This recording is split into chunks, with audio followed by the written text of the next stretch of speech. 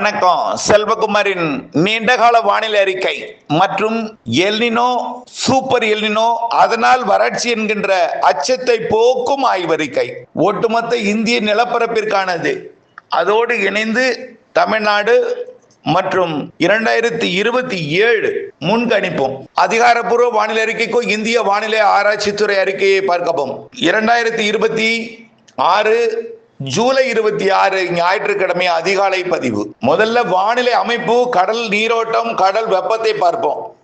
Pacific பெருங்கடல்ல ஆசிய பக்கம் வெப்பம் உயர்ந்திருக்கு, மத்திய பசிபிக் பெருங்கடல் வெப்பமும் உயர்ந்திருக்கு, அமெரிக்க பக்கமும் உயர்ந்து கொண்டிருக்கு. ஆக பசிபிக் பெருங்கடல் ஒட்டுமொத்த வெப்பம் உயர்ந்திருக்கு. ஆசிய பக்கத்தில் பரப்பில் அதிகமாக உயர்ந்த பகுதி பரப்பில் கூடி காணப்படுது. அமெரிக்க பக்கம் ஒரு குறிப்பிட்ட பகுதியில உயர்ந்திருக்கு. ஆனா ஆசிய பக்கம் ஜப்பான் முதல் ஆஸ்திரேலியா வரைக்குமே வெப்பம் உயர்ந்திருக்கு. அதனால கண்டிப்பா நிகழ்வு தென்மேற்கு பருவமழை காலத்துல வங்கக்கடல் நோக்கி இருக்கும். கடல் நீரோட்டத்தை பொறுத்த வரைக்கும் அமெரிக்கா நோக்கி பயணித்துக் கொண்டிருக்கிறது. கடல் வெப்பம் கடத்தப்பட்டாலும் வடகிழக்கு பருவமழை தொடங்கும் வரைக்கும் இது ஆசிய பக்கத்துல வெப்பம் உயர்ந்திருக்கும். பிறகு அமெரிக்க பக்கத்தில் வெப்பம் உயர்ந்து எல்னினோவாக மாறும். அதில் எந்த மாற்றமும் இல்லை. ரைட். இந்திய கடற்பகுதியை பார்ப்போம். இந்திய பெருங்கடலை பொறுத்த வரைக்கும் தென்னரை கோளத்துல கடந்த ஆண்டு பெரிய அளவில் நிகழ்வு உருவாக காரணத்தினால வெப்பம் உயர்ந்திருக்கு. குறிப்பாக ஆப்பிரிக்காவை ஒட்டிய இந்திய பெருங்கடல்ல வெப்பம் மிகுந்து காணப்படுது. அந்த வெப்பம் மிகுதியான கடற்பகுதியிலிருந்து நீராவியை சுமந்து வரும் காற்று தற்பொழுது குஜராத்தில் போய் ஏறி குஜராத்தில் வெள்ளப்பெருக்கு ஏற்படுத்தி கொண்டிருக்கு. குஜராத்தில் குளிர்விக்க அமைப்பு சாதகம் இருக்கு. அதனால நீராவி மொத்தம் நீராக மாறுகிறது. முதல்ல புரிஞ்சுக்குங்க. ஆனால் கர்நாடகா, கேரளாவில, மகாராஷ்டிராவில கூட மும்பைக்கெல்லாம் நீராக மாற்ற அமைப்பு இருக்கு. ஆனால் உயரழுத்தமோ குளிர்விக்கும் காற்றோ இல்லாத காரணத்தினாலே நீராவி வெப்பமடைந்தே பயணிக்கிறது. இதனால ஒரு ஈரப்பதம் இருந்தாலும் அந்த மழை பொழிவை ஏற்படுத்தக்கூடிய வகையில குளிர்விக்கும் காற்று இல்லை. போதுமான அளவில் அதற்கு சமமான குளிர்விக்கும் காற்று இல்லை. காற்று எதிர்த்து தேக்கினால் அல்லது காற்றில் முறிவு ஏற்படுத்தினால், காற்றில் திசை மற்றும் வேக மாறுபாடு ஏற்பட்டால் மழை பொழிவு ஏற்படுத்தும். அதற்கும் உயரழுத்தங்களோ அல்லது காற்று சுழற்சியோ எதுவும் இல்லை. இருந்தாலும் அவ்வப்பொழுது காற்று சுழற்சிகள் ஏற்படும். வங்கக்கடலையும் காற்று சுழற்சிகள் ஏற்படும். தென்சீன கடற்பகுதியில் இருந்து நிகழ்வுகள் ஆகஸ்ட், செப்டம்பர், அக்டோபரிலே தென்மேற்கு பருவமழை காலத்தின் இறுதி கட்ட நாட்களிலே நிகழ்வுகள் வங்கக்கடலில் அமையும். இப்பொழுது ஒடிசா மற்றும் சத்தீஸ்கர் வழியாக குஜராத் நோக்கி ஒரு நிகழ்வு பயணிக்க தொடங்க போகுது, கரையேற போகுது. முழுமையாக கரையேறி வரக்கூடிய ஆகஸ்ட் முதல் வாரத்துல மீண்டும் ஒரு வெள்ளப்பெருக்கை குஜராத்துக்கு கொடுக்க போகுது. அதே நேரத்துல வட இந்திய நிலப்பகுதிகளில் வெள்ளப்பெருக்கை ஆங்காங்கே இமயமலை ஒட்டிய பகுதி, காஷ்மீர் மற்றும் ராஜஸ்தான், பஞ்சாப் போன்ற பகுதிகளுக்கும் கொடுக்கும். அதே நேரத்தில் ஒடிசா, சத்தீஸ்கர், தெலுங்கானாவின் வடக்கு பகுதி, மத்திய பிரதேசம், மகாராஷ்டிராவிற்கும் நிறைய மழைப்பொழிவை கொடுக்க போகுது. இப்ப இருக்கிற நிகழ்வு உள்ளே போகிற காரணத்தினாலே கிழக்கு காற்றை தமிழ்நாட்டில் ஏற்றும் என்பதனால, மேற்கு காற்றும் கிழக்கு காற்றும் தமிழ்நாட்டின் கடலோர மாவட்டங்களில் சந்திக்கும் என்பதனால, மெல்ல நகரும் காற்றாக இருக்கும் என்பதனால, அதாவது வட இந்திய நிலப்பகுதிகளில் தான் நிகழ்வு இருக்கு. ஆனால் வங்கக்கடலில் இருந்தாதான் வலுவாக காற்று இருக்கும். வட இந்திய நிலப்பகுதியில் இருக்கிற காரணத்தினால மெல்ல நகரும் காற்றாக நகர்ந்து கிழக்கு கரையோரத்துல, தெற்கு கரையோரத்திலையும், அதாவது கோடியக்கரை முனை, முத்துப்பேட்டை பகுதி உட்பட, ராமநாதபுரம், தொண்டி உட்பட, ராமநாதபுரம் மாவட்டத்தின் தெற்கு கடலோரத்திற்கு கூட, ராமேஸ்வரத்திற்கு கூட வரக்கூடிய ஆகஸ்ட் முதல் வாரத்துல நல்ல மழைப்பொழிவை கொடுக்க போகிறது. மலையோரமும் கடலோரமும் நல்ல மழை இருக்கும், உள்ளேயும் இருக்கும். உள்ளே பெய்யும் மழைப்பொழிவை விட மலையோரமும் கடலோரமும் அதிகம் இருக்கும். வட உள் பகுதிகளிலும் அதிகம் இருக்கும்.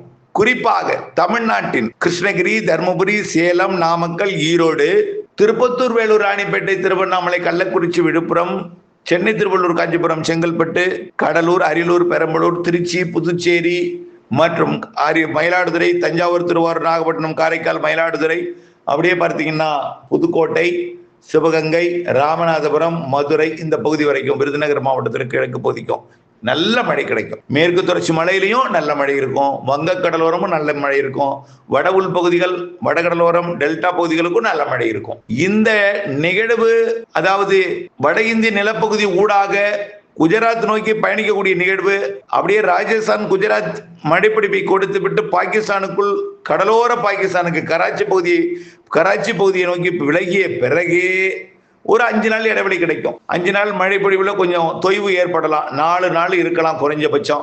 அதுல மீண்டும் ஒரு வெயில் உயரலாம். அதனால நீங்க என்ன செய்யக்கூடாது, அதுக்காக கவலைப்பட கூடாது. அந்த வெயில் உயர்வு மீண்டும் மழை பொழிவை கொண்டு வந்து கொடுக்கும். அந்த வெயில் உயர்றதுக்கு காரணம் என்ன? சூரியன் குத்துக்கதிர் வருகை காரணமா? தென்மேற்கு பருவக்காற்று தீவிரம் இல்லாத காரணத்தினால, குளிர்ச்சியான காற்று இல்லாத காரணத்தினால வெயில் உயரும்.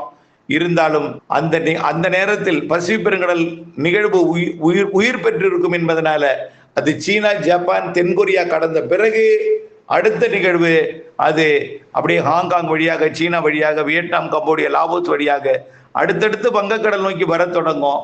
கண்டிப்பா ஆகஸ்ட் 15க்கு மேல் செப்டம்பர், அக்டோபரிலே நல்ல மழைப்பிடிப்பை கொடுக்கும். தமிழ்நாட்டிலும் வெப்பச்சலன காற்று சுழற்சி மழை, தென்மேற்கு பருவமழை இணைந்த வெப்பச்சலன மழையெல்லாம் ஆகஸ்ட் 15க்கு மேல மேலும் தீவிரமடை.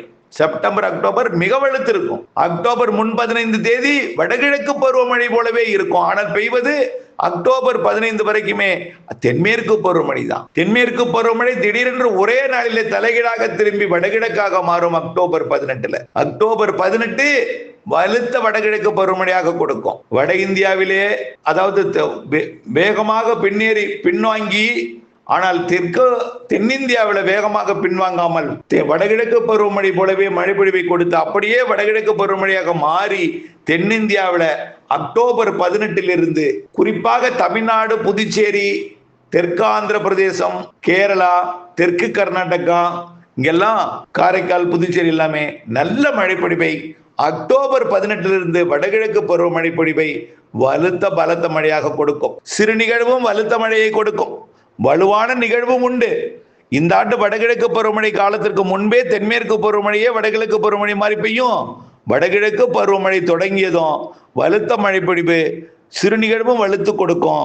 ஜனவரி 10 வரை மழை நாட்கள் அதிகம், இடைவெளி நாட்கள் குறைவு. இலங்கை சுற்றுவட்டார கடற்பகுதியில் வெப்பம் மிகுந்து இருக்கிற காரணத்தினாலே, தொடர்ந்து நீரோட்டங்கள் உயர்த்தி கொண்டிருக்கிற காரணத்தினாலே கண்டிப்பாக வடகிழக்கு பருவமழை இலங்கை சுற்றியுள்ள கடற்பகுதிகளுக்கு நிகழ்வை கொண்டு வந்து இலங்கை மற்றும் தமிழ்நாட்டின் இலங்கையை ஒட்டியுள்ள மாவட்டங்களாம், டெல்டா மாவட்டங்கள், தென் மாவட்டங்களுக்கெல்லாம் அதிக மழை பொழிவை கொடுக்கும்.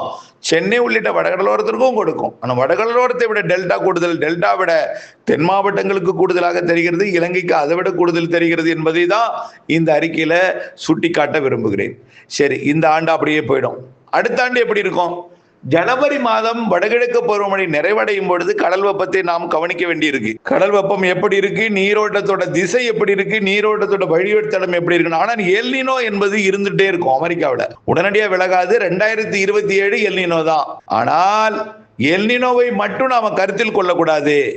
இந்திய பெருங்கடல் வெப்பம், தெற்கு இந்திய பெருங்கடல், வடக்கு இந்திய பெருங்கடல் எனப்படக்கூடிய வங்கக்கடல், அரபிக்கடல், நிலநடுக்கோட்டை இந்திய பெருங்கடல், குமரிக்கடல் வெப்பம்லாம் எப்படி இருக்கிறது என்பதை ஜனவரியில் பார்க்கும் பொழுதுதான் அடுத்த ஆண்டு மழைப்பொழிவை சொல்ல முடியும்.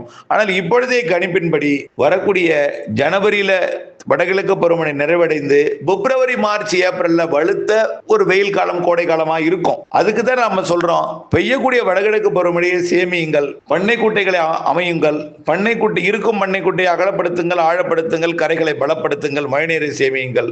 அடுத்த ஆண்டு 2027 பிப்ரவரி, மார்ச், ஏப்ரல்ல அந்த கோடையை சமாளிக்கும் வகையில கொஞ்சம் நீரை தேக்குங்கள் என்று சொல்றோம். ஆனால் கோடை அந்த 3 மாதம் மட்டும்தான். அதுக்கப்புறம் இறுதி கட்டத்துல கோடை மழை பிடிவும் முன்கூட்டியே தென்மேற்கு பருவமழையும் தொடங்கும். மே மாத இறுதியில் கோடை மழை வலுத்திருக்கும், முன்கூட்டியே தொடங்கும் தென்மேற்கு பருவமழை இருக்கும் என்று தெரிகிறது.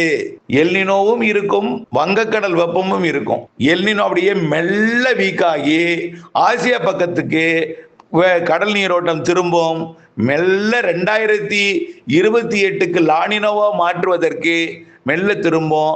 எல்னினோ வடகிழக்கு பருவமழை காலத்திலையும் 2027 தென்மேற்கு பருவமழை காலத்திலையும் அப்படியே வீக் ஆகிட்டே இருக்கும், தொய்வடைஞ்சிட்டே இருக்கும்.